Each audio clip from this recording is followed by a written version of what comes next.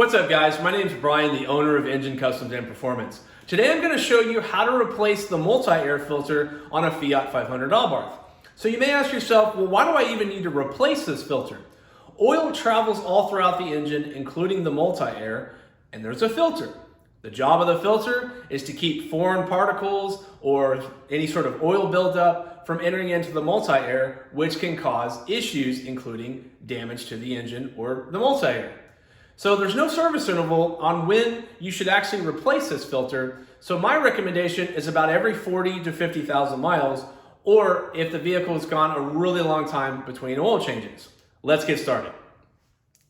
So let's go over the tools you're gonna need to get the job done. Check it out. You're gonna need a 3/8 inch socket wrench and an extension, a 1/4 inch socket wrench and an extension, a 1/4 inch 10mm socket, and then the rest of the sockets are 3/8. You have an 8mm, 10mm, 14, and a 15mm.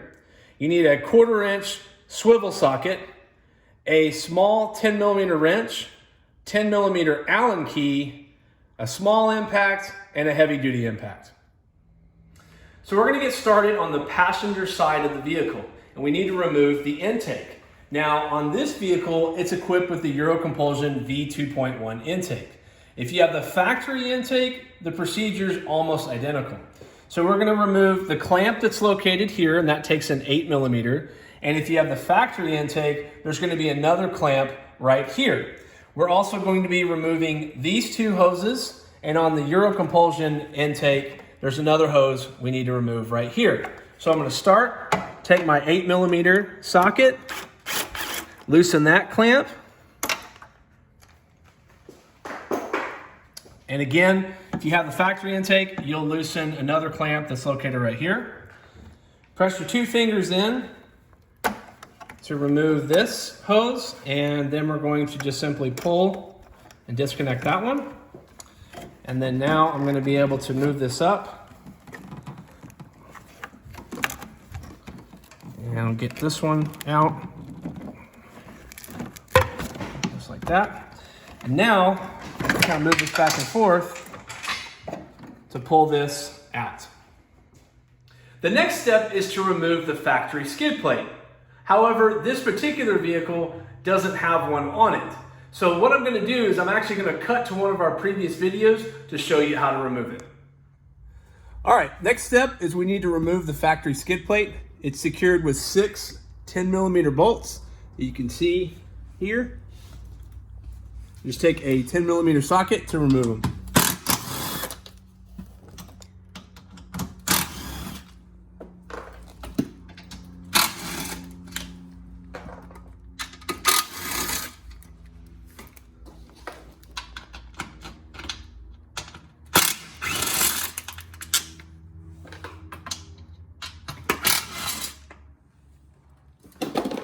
Then just slide it back there. All right, now that we have the factory skid plate removed, the next step is we need to add support to this side of the engine, because when we remove that engine mount, this side of the engine no longer has anything to support it. So I just take a floor jack, and then I have a rubber block. You can also use a wood block, and we're actually gonna raise it up just to slightly press on the oil pan. Don't worry, it's not gonna cause any damage or anything. It's just there for support while you have that mount removed. So I'm just going to raise it up, like so. There we go. All right, so now it is supporting this engine, so it'll stay in the same spot when I remove that mount. Now we need to move the coolant reservoir out of the way to gain access to the engine mount. Now it's secured with a 10mm bolt here, and then a 10mm nut right here, which is where we're actually going to begin. So I'm going to take my small 1/4 inch socket wrench with an extension and 10mm socket and remove it.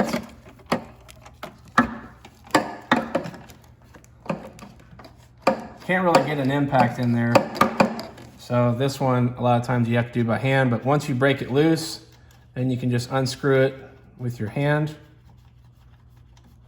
and then set it aside. And now We're gonna remove this bolt, which I can use my impact, 10mm socket.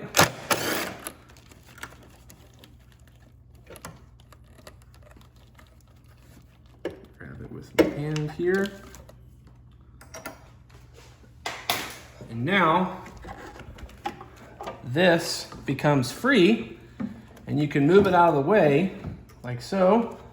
And now we have a clear shot of the passenger side engine mount. All right, now we need to remove this bolt, and then there's also one that's buried under these wires right here. They all require a 15mm socket. I'd recommend using a heavier duty impact to remove them.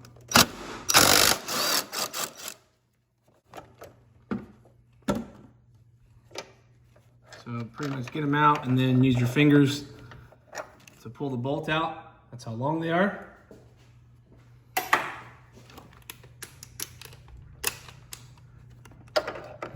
And the second one.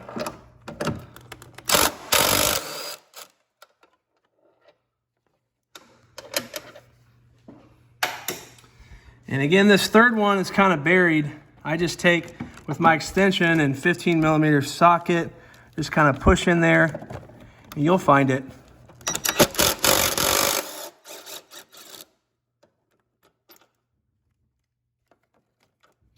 All right, now we need to remove these 3 bolts, which take a 14mm socket. Again, I would recommend using a heavy duty impact on this one.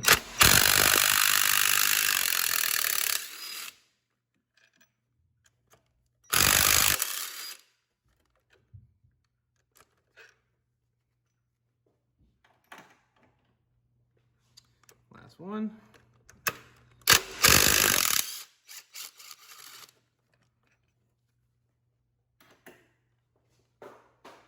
All right, and now this one is out. Okay, now we need to remove the timing cover, but in order to do that, we need to move the Wastegate Solenoid out of the way, and it's secured with one 8mm bolt. Now with this engine mount out of the way, it's a little easier to get to. So what I do is I take a small 1/4" socket wrench with an extension, swivel socket, and an 8mm, and I hook it on just so I can break it loose.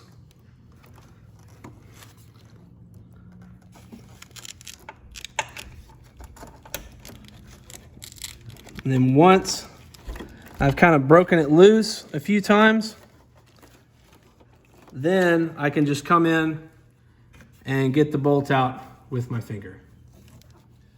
All right, now that we have the solenoid out of the way, you can see I've just pushed it to the side.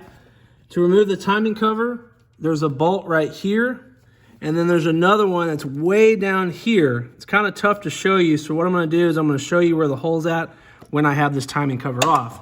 But in order to remove those 2 bolts, just take a 10mm socket. I've got an extension on it. And take these out.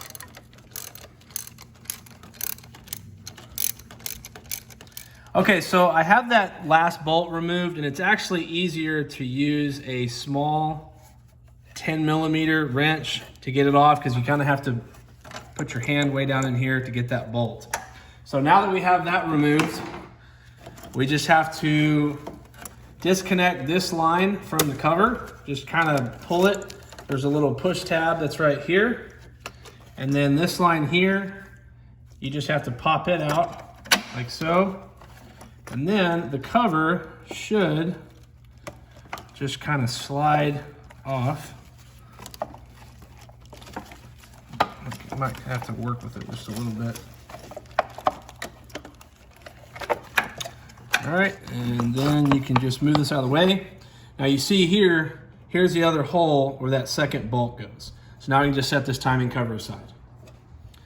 Okay, now you can see this is where the multi-air filter is located.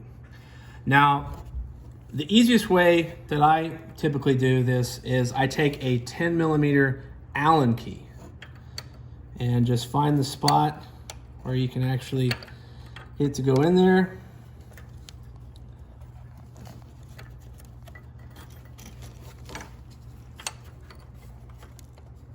Okay, so now that it's in, now to initially start it, you may have to take like a hammer and hammer on the key to break it loose, but once you do that, then you should just be able to turn it and then take it back out and just reposition the key again until this comes out.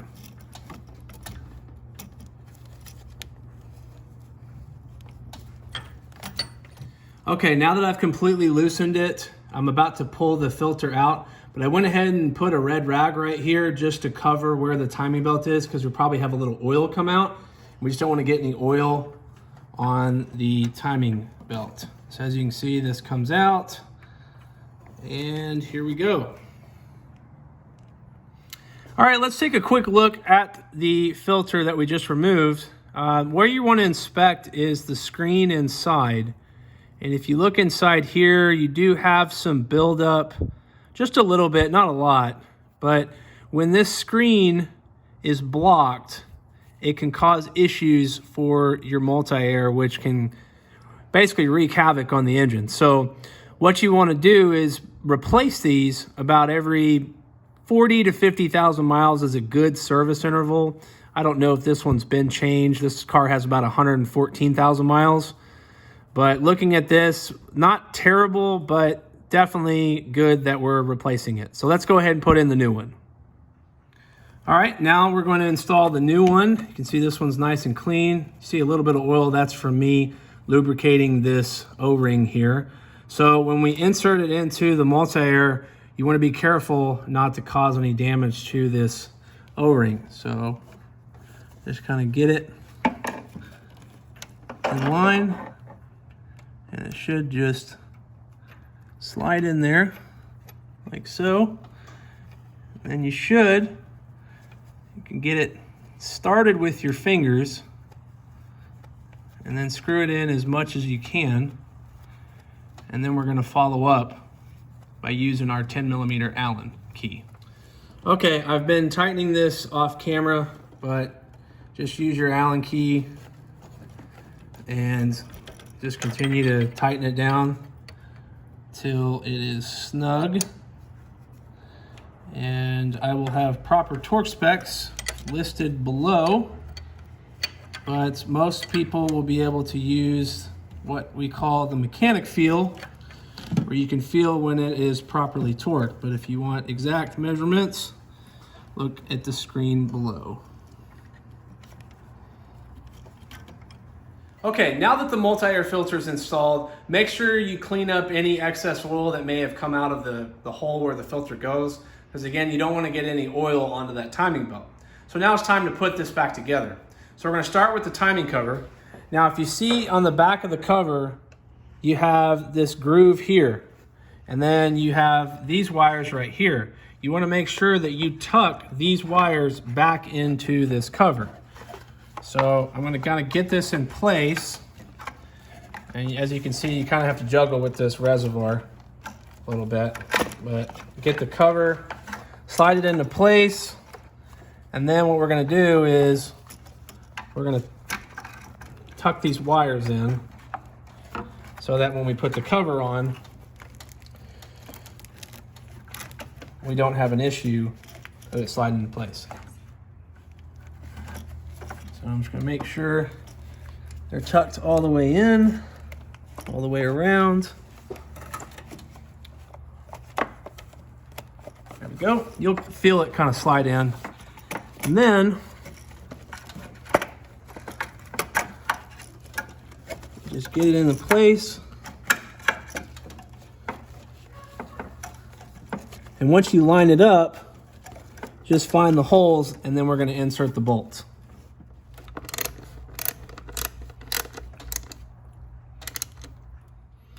All right, now we need to put that solenoid back into place, which is right here. It's kind of hard to see. I know my hand's blocking it, but let me get that back on.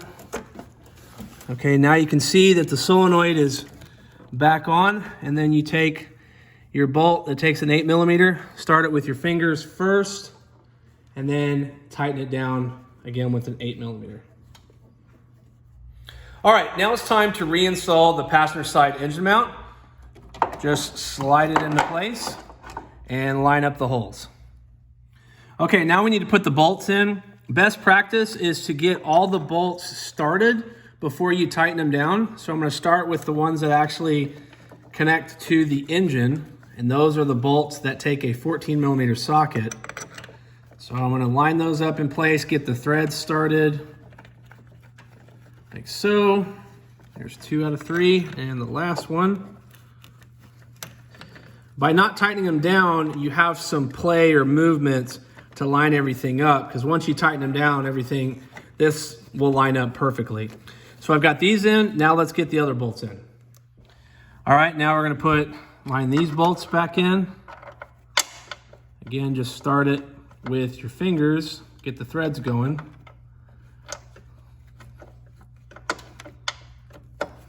All right, there's that one. Get this one. All right, once you've got all the bolts started, then just take your heavy duty impact to tighten them down. We're going to start with the 3 on the left, which is the 15mm socket.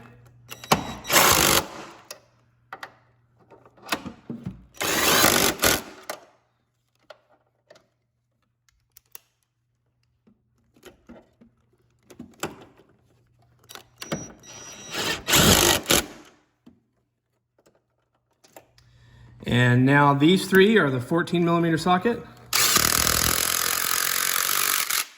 Now you'll notice that as you tighten the first one down, you'll probably see the whole engine move. That's just showing you that everything is secured.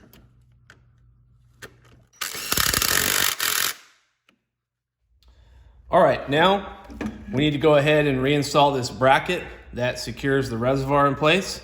So I'm going to place that back down. Take my bolt, start it with my fingers, and then tighten it down. All right, now we need to resecure the overflow tank or coolant reservoir.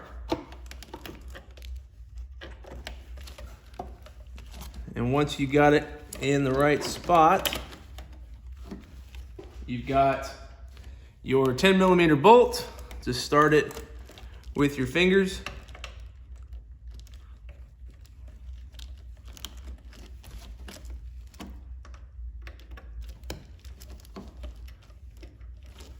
And once you've got it there, tighten it down with the 10mm socket.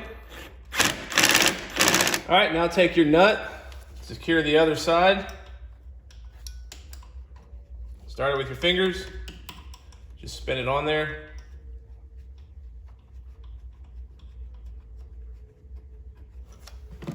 And then finish it off, 1/4 inch, socket wrench, extension, and 10mm socket.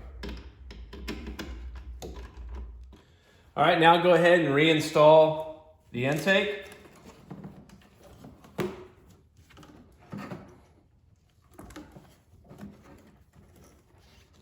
Now, since I'm reinstalling the Euro Compulsion V2, it's slightly different from the factory, but just make sure you get all your hoses hooked up, slide your intake onto the turbo,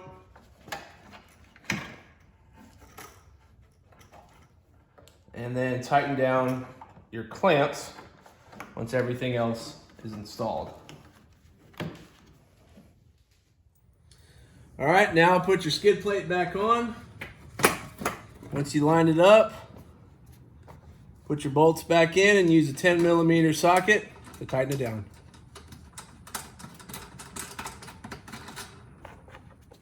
So this concludes the video on how to install a multi-air filter onto a Fiat 500 Abarth. If you liked the video, make sure to give it a thumbs up and go ahead and subscribe and hit that notification bell so you never miss any future install videos or awesome Abarth content. And if you're interested in some of our merchandise, we offer hats, hoodies, and t-shirts. You can go directly to our website at ngencustomsandperformance.com. And until next time, I'm out.